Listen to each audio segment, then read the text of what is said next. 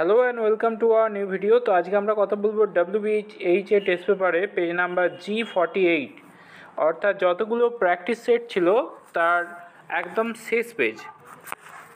কালীঘাটি স্মৃতি নারী শিক্ষা নিকেতন বীরভূম, এই পেজের MCQ সম্পর্কে। এর আগের সমস্ত পেজের MCQ ইতিপূর্বেই সলভ করা হয়েছে। চ্যানেলে নতুন হলে চ্যানেলটি ভিজিট করে তা দেখে আসতে পারো। চলে আসছি প্রথম প্রশ্নে। অনুমান যখন ভাষায় প্রকাশিত হয় তখন তাকে বলে অনুভূতি, যুক্তি, কল্পনা, সংবেদন। তো যুক্তি বলা হয়। অনুমান ভাষায় প্রকাশিত হলে তার নাম যুক্তি। এরপর কোনো যুক্তিতে সিদ্ধান্ত হেতুবাক্যের চেয়ে ব্যাপকতর হয়, তো এটা সবসময় আরোহ যুক্তির ক্ষেত্রেই হয়ে থাকে। আরোহ যুক্তিতে সিদ্ধান্ত হেতুবাক্যের থেকে বেশি ব্যাপক হয়। এরপর বৈধ অবরাহ যুক্তির যুক্তিবাক্য সত্য হলে সিদ্ধান্ত কী হবে? বৈধ অবরাহ যুক্তির যুক্তিবাক্য যদি সত্য হয় সিদ্ধান্ত অবশ্যই সত্য হবে, অন্য কিছু হবে না। আচ্ছা, অবধারণ হলো কেমন প্রক্রিয়া? মানসিক প্রক্রিয়া, শারীরিক প্রক্রিয়া, কাল্পনিক প্রক্রিয়ার পরিণতি, প্রাক্ষবিক ক্রিয়ার পরিণতি। এটা হবে মানসিক ক্রিয়ার পরিণতি। এরপর সাধারণত বচন হলো কেমন বাক্য? প্রশ্নসূচক, আদেশসূচক, ঘোষক বাক্য নাকি ইচ্ছা প্রকাশক? রাইট অ্যান্সার হবে ইচ্ছা ঘোষক বাক্য। এরপর বিরুদ্ধ বিরোধিতার সম্বন্ধযুক্ত দুটি বচনের একটি মিথ্যা হলে অপরটি কী হবে? অপরটি অবশ্যই সত্য হবে, কখনোই মিথ্যা হতে পারে না। বিরুদ্ধ বিরোধিতার এটা বিশেষ ধর্ম বলা চলে। চলে যাচ্ছি পরের পেজে। এরপর মানুষ মরণশীল, এই এটিকে বচনে রূপান্তরিত করলে এর অসম বিরোধী বচন কি হবে? তো এটা হচ্ছে এ বচন, আর এ বচনের অসম বিরোধী বচন আমরা সবাই জানি আই বচন। তাহলে রাইট আনসার হবে আই বচন। এরপর হেতুপদের অবস্থান লক্ষ্য করা যায় প্রধান আশ্রয় বাক্যে, সিদ্ধান্তে, উভয় আশ্রয় বাক্যে, অপ্রধান আশ্রয় বাক্যে।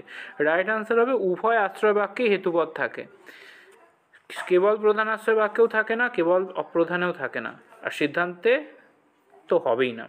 আচ্ছা, এরপর ও কোন সংস্থানের শুদ্ধমূর্তি? তো এটি তৃতীয় সংস্থানেই একমাত্র পাওয়া যায় এই শুদ্ধমূর্তিটি।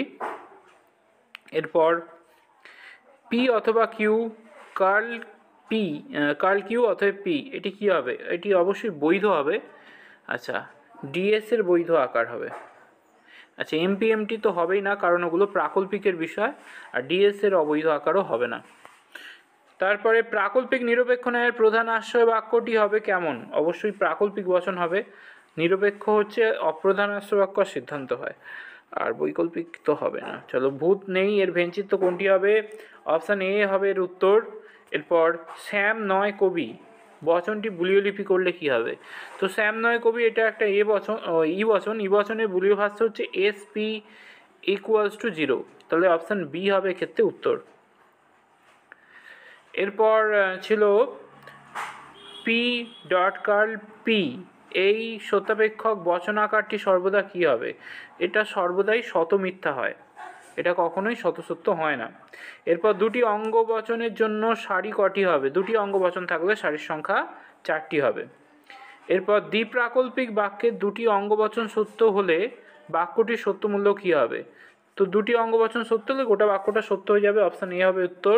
এরপর আরোহ অনুমানের সামান্য বচনটি হলো কেমন বচন? আরোহের সামান্য বচন অবশ্যই সংশ্লেষক হয়, সামান্য সংশ্লেষক।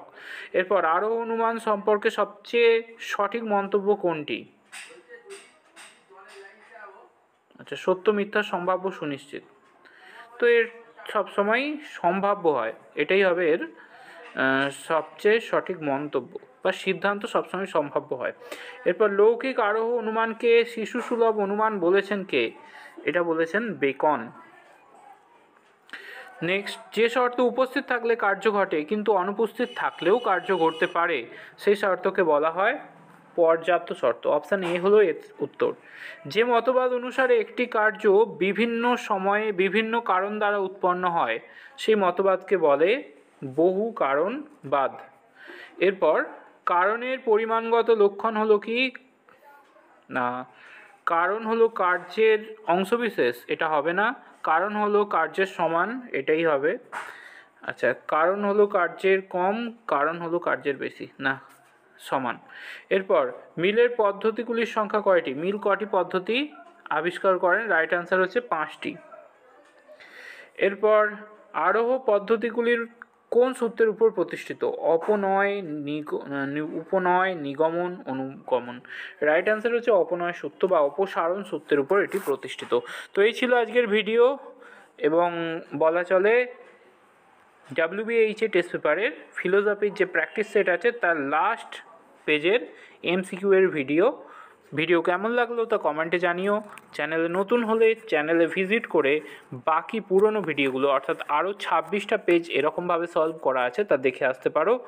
আশা করছি তোমরা উপকৃত হবে উচ্চ মাধ্যমিক পরীক্ষায়। ধন্যবাদ।